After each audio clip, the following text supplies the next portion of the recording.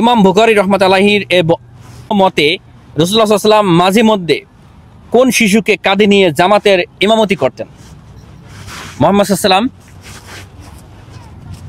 মাঝে মধ্যে কোন শিশুকে নিয়ে কাঁধে নিয়ে ইমামতি করতেন? অপশন এ ওমর রাদিয়াল্লাহু আনহু, অপশন বি হাসান রাদিয়াল্লাহু আনহু। হাসান রাদিয়াল্লাহু তাআলা। হাসান রাদিয়াল্লাহু আনহু ভাববেন না? না। ওমামা নিবেন না? না। কেন? হাসান রাদিয়াল্লাহু। আমার কিন্তু কেমন লাগতেছে হাসান রাদিয়াল্লাহু আনহু।